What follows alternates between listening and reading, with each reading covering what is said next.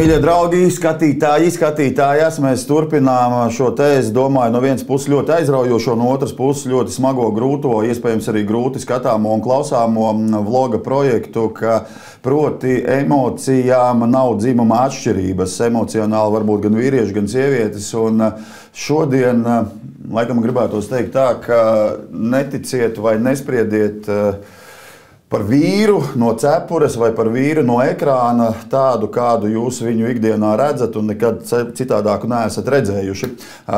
Saulstariņš var būt, vienmēr smaidīgs, vienmēr pozitīvs, vienmēr labi izskatās, vienmēr uz skatuves iepriecina savus fānus un savas fānēs, bet vai tas tiešām tā ir vienmēr uz šo, bet šodien mēģināsim rast atbildes un dalīties savā pieredzē. Aicināšu mūziķu un mūzikas producentu, pasākumu vadītāju, savulaik arī radio VJu Markus Līva. Markus Rīva, Miķels Ļaks. Īstenībā tev pa Miķeli kādreiz vēl uzrunā? Man uzrunā. Nu, pēdējā laikā īstenībā pat varbūt arī vairāk un vairāk cilvēki es dzirdu apkārt ikdienā, kad uzrunā. Bet jā, daudziem tas ir pārsteigums. Kad patiesībā Marks vai Markus? Markus, pareizi. Locot, jā, tas sanāk, ka es Markus. Tur sanāk problēmas mazliet, bet Miķels arī ļoti labi tev piestāvis. Paldies. Kā tu jūties šodien? Es šodien jūtos labi, es mazliet slikti gulēju. Es biju saķēris kaut kādu vēderu vīrusu vai kaut ko tādu, bet tas netraucē turpināt darboties tālāk. Un tas ir tāds pārējošs lietas, bet šajā te kontekstā visā ir daudz tādas lietas, kas mums notiek ilgstošāk. Un tie ir kaut kādi tie visādi periodi mums dzīvē, kas nebeidz tur vienā dienā, kad tu iedzer oglīti kā reizi. Bet tur nu, tās ārstēšanas metodas, kā no tā visa tikt vaļā, viņas ir vairākas un galvenais viņas atrast. Šodien tu esi atnācis kā Markus Miķelis, tāds kā tu esi šodien, vai tu tomēr kādu no saviem garderobas aksesuāriem, un proti es runāju par kādu no savām maskām? Mēs šodien arī Nē, es nekad neesmu baigi staigājis maskās, un nav tā, ka Markus Rīva tas ir pilnīgi cits cilvēks, un tā īsti nekad nav bijis. Kad es sāku savu ceļu mūzikā pirms vairāk kā 20 gadiem, kad mēs izdomājām šo te skatuves vārdu kopā ar dziedātāju Janu Keju, tad tas bija tās loģisks solis, jo mums mērķi bija lieli. Arī starptautiskā darbībā, kad es arī esmu pēdējos 10 gadus arī darbojos arī ārzemēs, tad, protams, daudz vieglāk ir Markus Rīva un nevis Miķels Ļaks. Tev ļoti labi sanāca izrunāt, bet citreiz ir tā, ka es pats nevaru izrunāt savu. Savulaik Latvijas izlasē spēlēja labi Laksa, un viņa meita Laksa, Kiti Laksa un Jānis Laksa. Arī Mārs Ļaks, kas ir mans brālēns. Un mans tēva brālis arī Jānis Ļaks ir basketbolists un treneris savulaik bijis. Bet kaut kā tas viss, gan publiskais stāsts, gan tas, kas tas iet roku rokā. Un es nekad neesmu tā baigi atdalījis vienu no otra. Un, protams, tas Markus Rīva tajā laikā, kad es sāku, kad es varbūt nebiju tik ļoti pārliecināts par sevi, kad ir vēl kaut kādas šaubas un to, kā cilvēku uztvers, un tu arī pats 16, 17 gadu vecumā esi vēl zaļš gurķis. Līdz ar to tas man varbūt tajā laikā iedeva tādu to alter ego sajūtu, ka tad tagad tas drosmīgais Markus iet uz skatuves. Bet tagad, kad ir pagājuši jau vairāk kā 20 gadi, tad tas ir tik ļoti organisks kopums, un es kaut kā nestaigāju maskās. Protams, ir reizes, kad tu to masku uzliec. Nevienam cilvēkam, kas ir atnācis uz koncertu vai pasākumu, vai kurš ieslēdz televizoru, un, ja tā mana misija, un ja man maksā par to, ka man jāizdara tas savs darbs, tad, negribot, man ir jāuzliek kaut kāda priecīga maska, un tā ir bijis manā dzīvē. Bet es arī sevi asociēju ar kaut ko priecīgu, pozitīvu, optimistisku, un cenšos iedvesmot cilvēkus, bet, protams, tam apakšā slēpjas arī liels tāds darbs ar sevi. Un kā jau tu arī teici, nevienmēr tas arī mums visiem izdodas būt vienmēr priecīgiem, smaidīgiem. Un patiesībā arī šai manai profesijai apakšā ir ļoti liels kaut kāds tāds upuris, ko mēs katrs nesam dzīvē. Respektīvi, katra profesija ir svarīga un katra profesija ir savu specifiku, bet es konkrēti par savu profesiju varu teikt to, ka šis psiholoģiskais sloks ir diezgan liels, un es domāju, ka tu arī ļoti labi saproti. Cik viegli ir būt tādam visu laiku, tādam, kādu tevi vēlas redzēt? Jo skaidrs ir viens, tagad bišķi muļķīgi pateikšu, tu nevari būt atļauties citādāks. Ir īpaši šajos koncertu pasākumos uz skatuves, pasākumos, kurus tu vadi, bet nevienmēr tas, ko mēs redzam, ir īsts mūsu acīm. Bet vai tas ir īsts tavā iekšienē? Skatu jau pat par sevi ir tāds kā teātris, un teātris notiek uz skatuves, un izklaides industrija kā tāda ir sava veida teātris. Man ir bijuši gadījumi dzīvē, un viens arī īsumā pirms gada, kad man bija viens pasākums arī piekdienas vakarā, uz kuru man vajag sākt kaut ko taisīties, iet dušā, noskalot seju.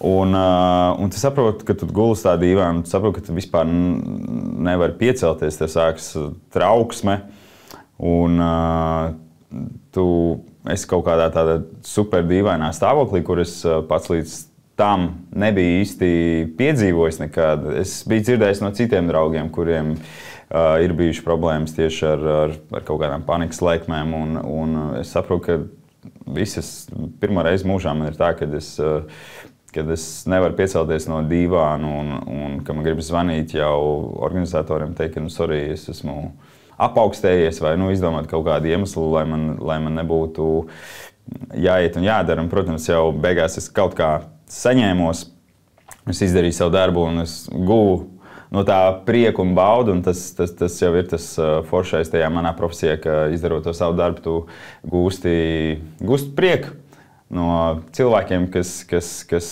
ir tajā skatuves otrajā pusē. Bet man tas bija tāds dīvains tāds punkts dzīvē, kad es sapratu to, ka arī man tādam priecīgam, kas visu laiku būtībā cenšas domāt par pozitīvu un vispārējo, ka man pirmo reizi mūžā bija tāda šī trauksmes situācija. Kam tas bija, kas tur bija apakšā, kādi bija tie iemesli, es īsti nezinu. Tas bija janvārs, tas bija tāds varbūt arī, janvārs ir tāds tukšs drūms mēnesis, kuru, man liekas, daudz cilvēki ar mokām pārdzīvo, un tad iesāks februārs, marts. Un, arī varbūt, protams, tā ļoti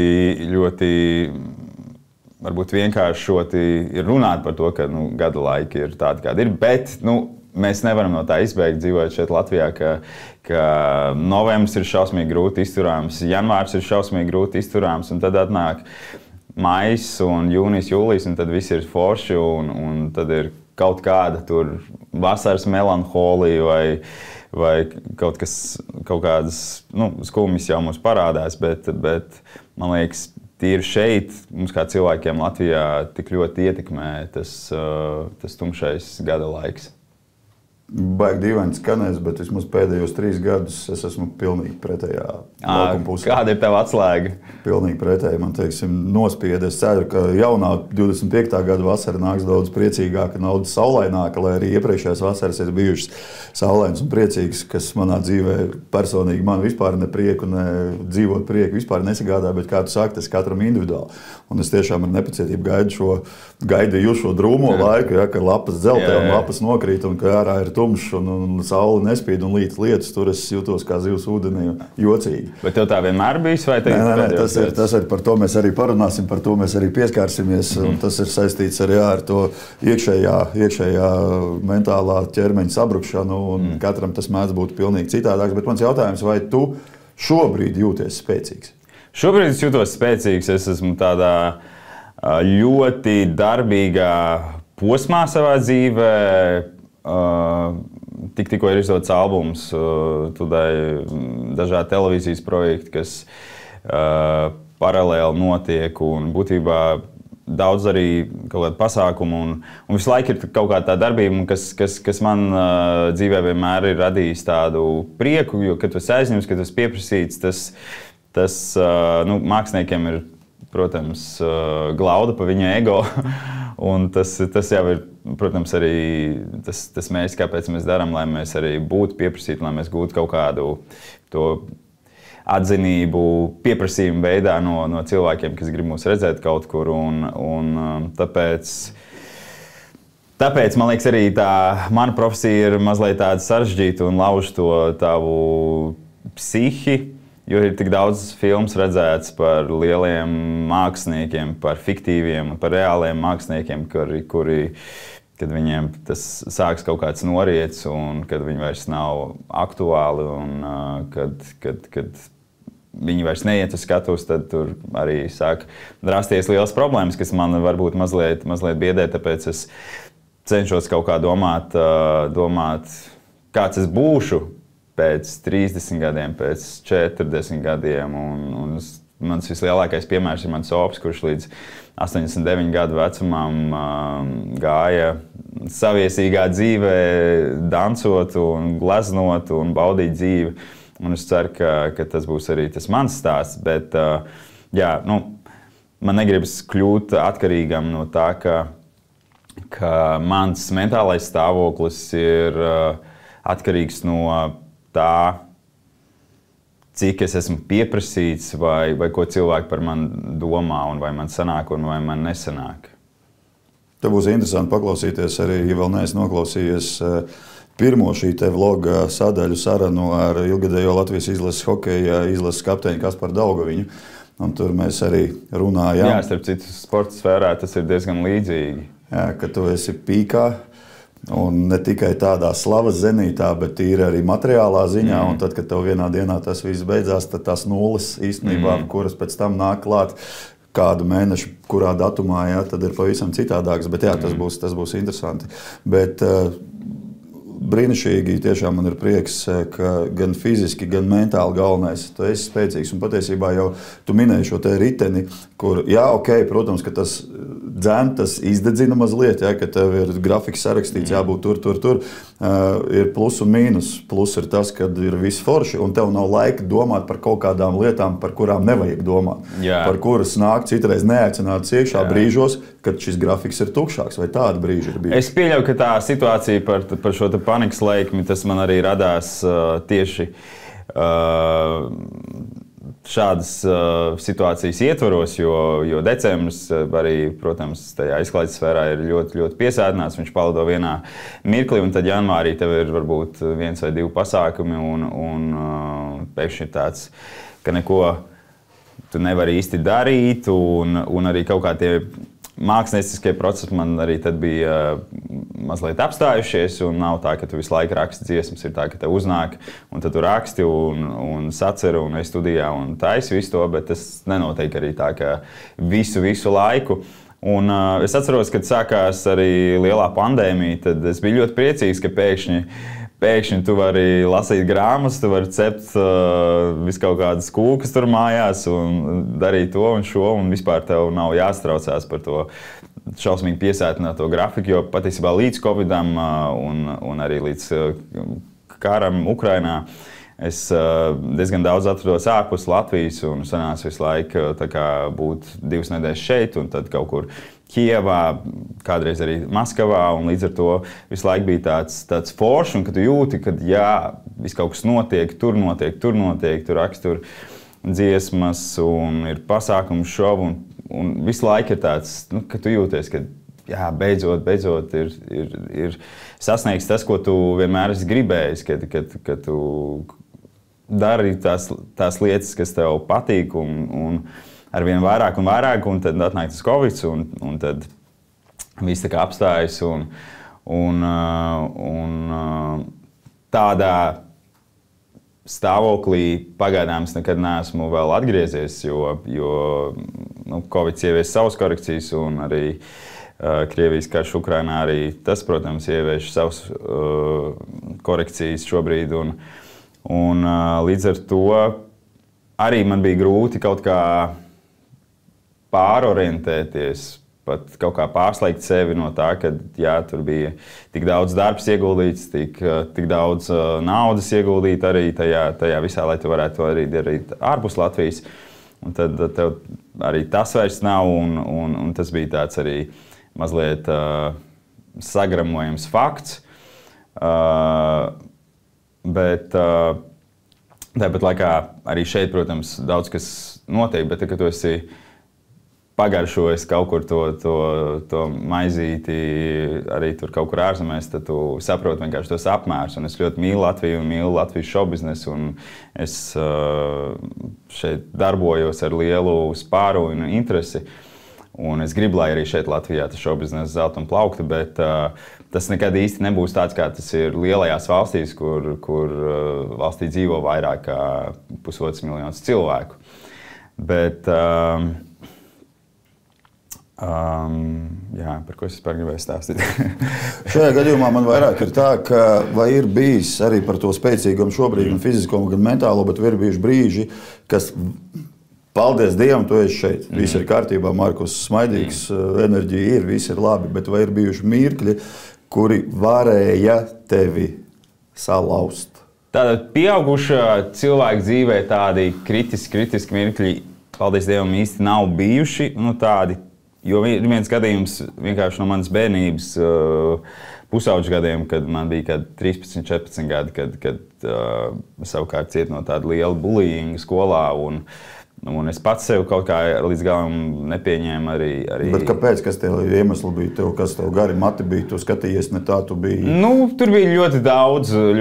Man likās galvā, ka esmu kaut kāds dīvainīts un pārāk atšķirīgs no visiem pārējiem cilvēkiem. Superīgo krutočāri? Es nebiju. Es biju diezgan arī tādā skolā, kur šie te krutie čaļi bija lielā vairumā, un viņi visi bija... kā teikt, arī ar lieliem ego.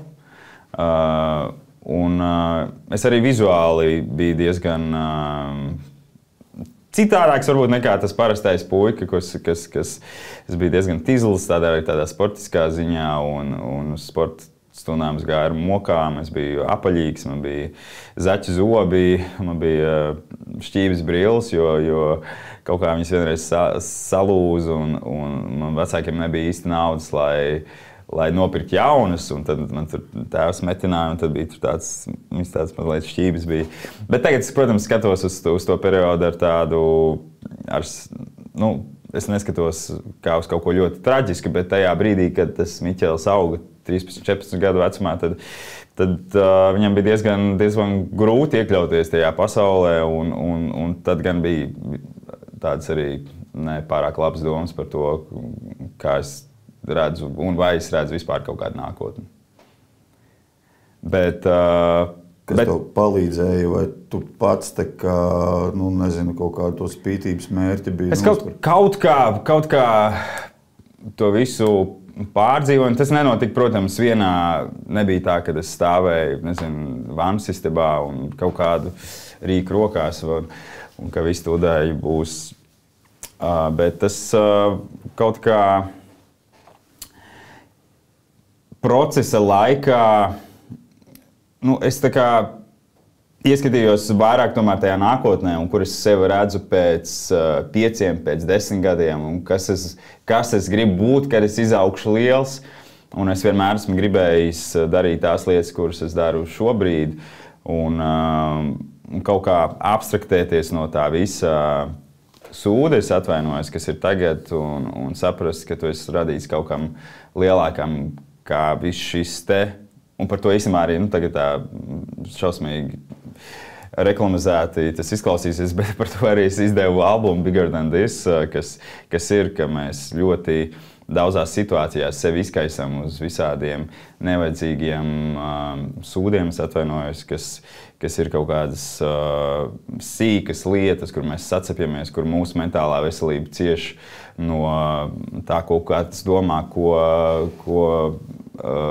dara mūsu valsts politiķi, ko mēs rakstam Facebookā, ko mēs ka mēs izkaisam sevi tādos visādos mazos sliktos momentos, un ka mums vienkārši ir jāmēģina stāties kaut kā tam visam pāri un būt vienkārši bigger than this, tā kā lielākiem par to visu un rast to gaismu.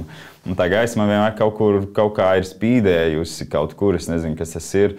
Arī jau bērnībā man liekas, ka kaut kāds sargeņģelis vienmēr ir stāvējis kaut kur klāt un vadījis, kaut vai arī ir dzīvē tādi sūdi bijuši, bet kaut kur ar to ticību sev, vai tas tiešām kaut kāds sargeņģelis, kas tev aizved tajā pareizajā virzienā, un tāpēc esmu priecīgs, ka es šeit esmu, un es gribu darīt vēl ļoti, ļoti daudz lielas lietas. Tu tici, es ticu, atkarīgs no jums, vai es tiešām ticu, ka tas tā ir. Es tiešām tā ticu, ka katram no mums ir, kurš citreiz arī... Man liekas, ka tas ir mans tēvs, jo mans īstais tēvs nomira, kad man bija 9 mēneši, un tas, ko es arī dzirdu no saviem radiniekiem, kas zinām man tēvu, ka es savā raksturā esmu ļoti līdzīgs, un tas dzīves nāves, tas periods ir tieši tad, kad viņš aizgāja, tad es rados. Tā kā varbūt es esmu pārmantojis kaut ko no viņa. Ir jādomā labas lietas. Jā, pavisam noteikti. Bet piedod, ka es pieskaros arī šai tēmai, bet arī kopā ar māmu tev dzīvot nebija tā vienkārši. Un ne tikai, pat atmetam ne tikai, vienkārši tīri arī šīs te, par ko mēs šodien runājam, un šodien mēs par to beidzot, es domāju, ka varam bez kautrēšanās runāt, bez baidīšanās runāt, ja, par sindromu, par diagnozi kā depresija, ja, un ka sākotnēji neviens no mums pirms tam ar to nebija saskāries, mēs nezinām, kas tas tāds ir pēc vairākiem gadiem, ka, protams, ka atceroties, kas ir bijis un kā ir bijis. Tu vari tikai mazliet, es nezinu, nospiest lifta pogu un nobraukt apakšā atkal tajā laikā. Es varu saprast to, ka arī jau mans pieminētais tēvs, viņš aizgāja un tad, protams, bija vēl ļoti maziņš, un tās lietas es īsti nesapratu. Man likās, ka mamma ir vienkārši dusmīga par kaut ko, un vienkārši viņai slikts garstāvoklis, bet tā atskatoties jau ar tādu pieaugušu cilvēka prātu, es saprotu, ka tā bija arī viņai tāda depresija, kas visticamāk, es neesmu ar viņu par to runājis, un vairs nekad es to neuzzināšu, bet es domāju, ka tas ir ļoti liels trieciens jebkuram cilvēkam, kas pazaudēja sev ļoti tuvu cilvēku. Un līdz ar to man arī pēc tam jau augot, un kad man pašam bija šīs kaut kādas sarežģītības un grūtības tīri tādā mentālajā sfērā, pusauģu gados, tad īstenībā ar mammu es īsti nevarēju par to parunāt, un ne ar vienu īsti es par to nerunāju. Ar draugiem arī kaut kā es, tā kā, jā, viņi varbūt zināja kaut ko, ka tu redzi kaut kā, bet tu neproti atrast tos īstos vārdus. Un vecākiem es mēģināju pat arī stāstīt kaut kad, kad ko viņi tad teica, ko tur beidz tur ņemties, ja, un viss jau būs labi. Ir jāuztver, man liekas, arī mazliet nopietnāk līdz cilvēkiem, kad ir kaut kādas tādas sēklas no tā visa, kas varētu notikt. Un tāpēc, man liekas, ja kādam arī mūsdienās dzīvojot šī laikā, ja mēs kaut kur redzam, ka ir kaut kādi tādi iemetņi aiz tā, ka tur ir kādam cilvēkam grūti, un to vajag uztvert ļoti nopietni.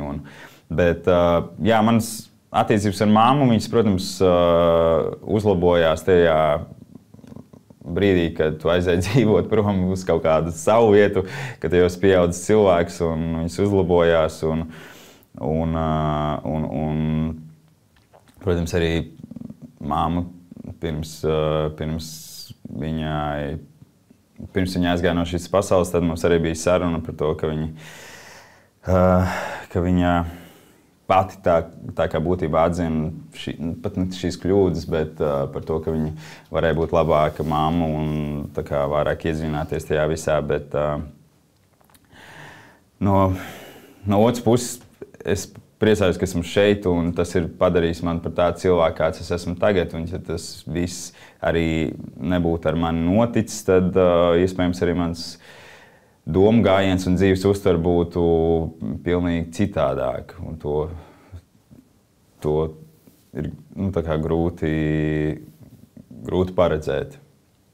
Tu kādreiz ir ienācis, nezinu, jautājums prātā, kāpēc par to tā kā nerunāja, tā kā mēģināja, un droši vien, ka tas tā arī bija, vienkārši turēt sevī zem segas un tā kā ārā nelaist, lai netraumētu tevi vai... Es domāju, ka tas ir tas laikmets, kāds bija 90. gados, un vispār tā padomju audzināšana gan manai paudzei, gan arī, protams, manas mammas paudzei, jo viņa bija stingra, viņa bija laba latviešu valodas skolotāja, un ir daudzi viņas skolēni, kas man ir nākuši klāt vai rakstījuši, ka mana mamma bija labākā skolotāja, bet es zinu, ka viņa bija arī ļoti stingra, prasīga, un tas bija arī mājās, un arī attiecībā pret mani, manās skolās, kur es mācījos, un pret lietām, kas man bija jāizdara, bija ļoti, ļoti liela tāda stingra. Man, protams, gribētos, lai būtu bijusi vairāk tāda ģimenes mīlestība, kas ir, kur tu redzi filmās, vai tu redzi Instagramā citiem cilvēkiem, bet katru to ģimeni jau mēs neizvēlamies, un man nav nekāds aizvainojums pret manu ģimeni. Es ļoti mīlu savus tuviniekus, gan tie, kas ir šeit, gan tie, kas vairs nav šeit uz zemes, bet es domāju, ka tas arī man ir radījis mani kā cilvēku, kā personību, un ir daudzas lietas, pie kurām es cenšos strādāt. Tādas kaut kādas iekšējās personiskās lietas, kas man ir ietekmējušas, esot tādam, kāds es esmu, jo, protams, es darbā esmu tāds, kāds esmu, bet te nav runa par maskām, bet kaut vai kaut kādā komunikācijā ar līdzcilvēkiem un cilvēkiem apkārt ir kaut kādas nianses, kuras varētu būt labākas un kuras es gribu kaut kā izrisināt arī terapeitiskā varbūt ceļā vai pašam strādājot ar sevi. Tavuprāt, vai mūsdienīgs vīrietis, vīrs, tētis, mīļākais čalis, opis, vai mēs drīkstam vispār maz būt vāji? Es domāju, ka ir jābūt, un mēs neesam nekādi dzels vīri. 24 stundas, 7 dienas nedēļā, un arī pēdējo pāris mēnešu laikā ir daudz zināmi notikumi, kas diemžēl ir beigušies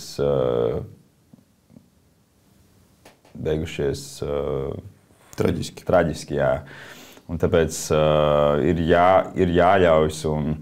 Un es atceros, arī skolā bija mums viena tāds vecāka sapulce 9. klasē, un tur bija kaut kādas nesaskaņas, un tad sasauca vecāku sapulci. Un, protams, tas ir tas pārējais laiks, jo īpaši pušiem tur 9. klasē visi tādi agresīvi dumpiniecis, testosterons tur laužas ārā pa visām malām, bet tad es ierosināju, ka, labu gribēdams ierosināju, ka mums vajag varbūt arī kaut kādu psihologu skolā, jo tajā laikā skolā īsti nebija, un kad ir kaut kāds cilvēks, pie kā aiziet parunāties, jo es biju salasījies tur kaut kāds tīņu žurnāls, ka tāda praksa ir citās skolās, un tad beigās ne jau mums skolā parādījās psihologs, bet beigās man direktors sarunāja personīgi vizīti pie psihologa. Tieši mani, jo viņš kaut kā padomāja, ka tas ir domāts man, bet arī viņi neaizdomājās tik tālu, ka tas būtu vajadzīgs skolā un tas vajadzīgs mums visiem. Bet es sev apkārt zinu tik daudz cilvēku šobrīd, kas apmeklē terapijas un viņi saka, ka tā ir labākā lieta, kas ar viņiem ir notikusi. Un es arī gribētu uzsākt šo ceļu, bet kaut kā vēl nav sanācis. Kas ir tavs bet, Marku? Ko tu gaidi?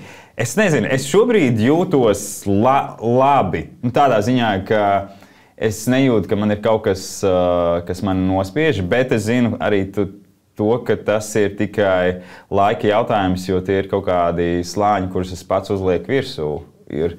Man arī bieži ir kaut kāds atrunas par to, ka man tam nav laika, jo man ir jāgatavojas šim pasākumam, vai man ir crossfits, vai man ir tas, un ka īsti nav laika tagad kaut kad vēlāk. Bet es zinu, ka tās problēmas jau nevar paslaukcīt apakšā zem tepiķīša, un tās problēmas jau vienalga tajā zem tā tepiķīša, viņas tur būs. Tāpēc kaut kā būtu jāsaņemās. Varbūt tā ir šī gada apņemšanās. Tā ir laba apņemšanās. Ko tu visvairāk mīli šajā pasaulē? Es mīlu mūziku. Es mīlu laikam to, ko es daru. Nevis laikam, bet to, ko es daru. Un tas man rada tādu lielu prieku, redzot to visu procesu no tās idejas līdz tam lielajam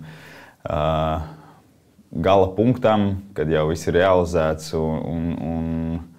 Un kā māksliniekam, būt pat neatzītam, bet būt vajadzīgam.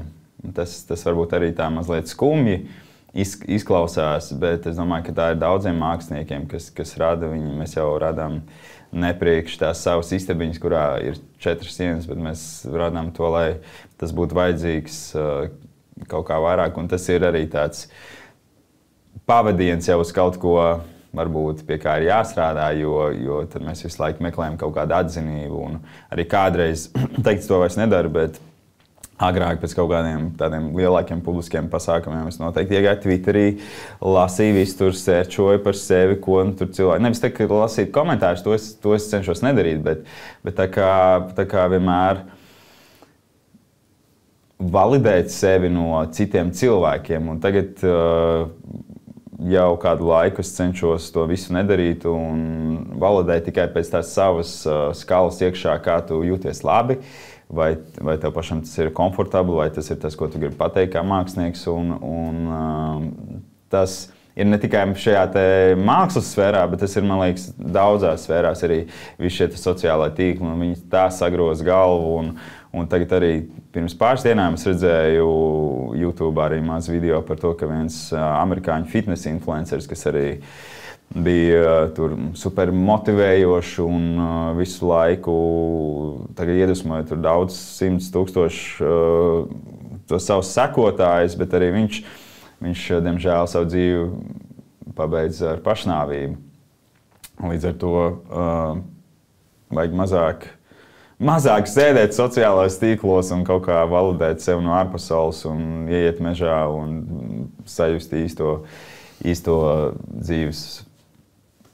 Tev ir apņemšanās šogad priekš sevis, priekš Miķeļa uzsākt vai vismaz mēģināt uzsākt terapiju, bet tā statistika ir tāda, ka pat tad pirmkārt čaļi neatzīst, veči neatzīst, ka kaut kas nav kārtībā.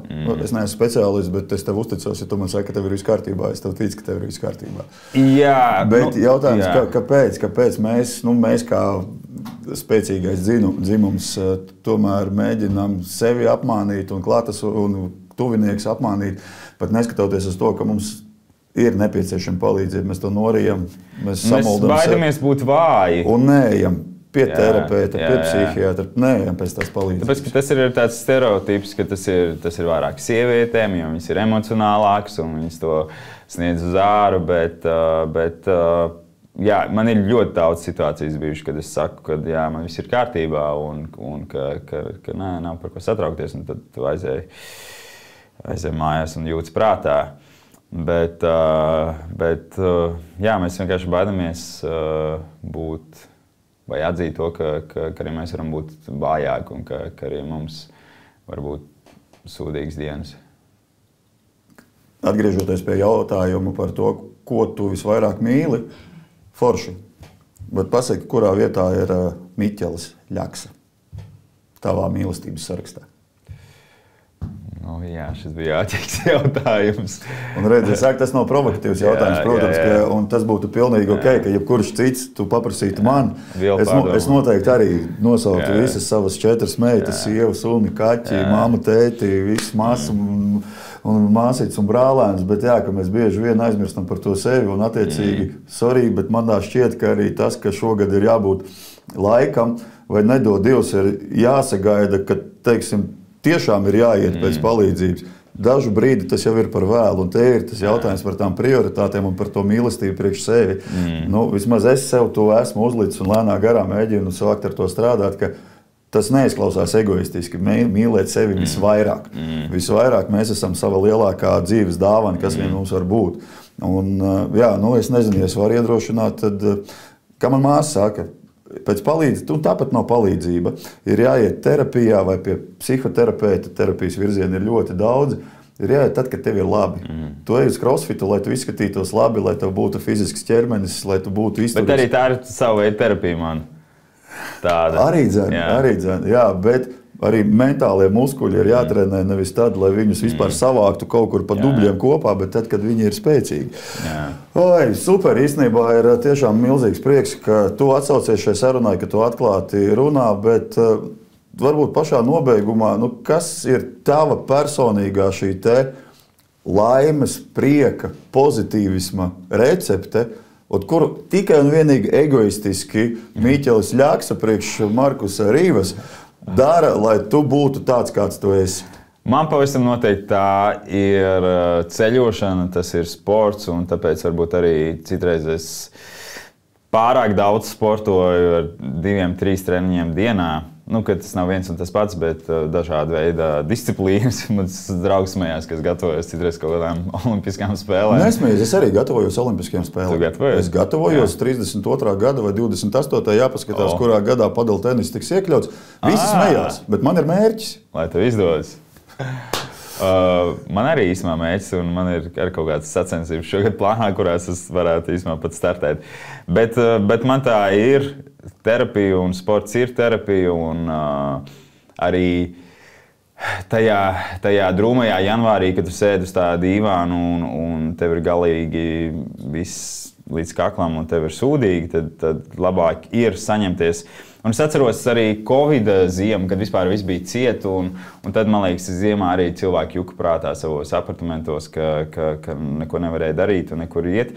Bet es vienkārši satuntulējos mīnus 15 grādos un kaut kāds 2-3 stundas vienkārši staigāju, un mans prāts bija pateicīgs un tāds, es viņu saucu par mentālas veselības pastaigām. Es viņas bieži arī praktizēju, kad es jūtu, ka man sāk palikt smagi un ka man vajag vienkārši ieelpot gaisu. Un, ceļošana ir redzēt pasauli, un tas man ir ļoti svarīgi, un tas man iedvesmo, un tas mani motivē par to, ka ja ne šeit tajā brīdī, kur tu esi tajā melnajā kaut kādā punktā, tad vismaz kaut kur pasaulē ir tā gaisma, ir uz ko tiekties un ir ko ieraudzīt. Marku, liels paldies tev! Iepriecini sevi, iepriecini caur sevi citus un gūsti no tā prieku. Paldies! Paldies! Paldies!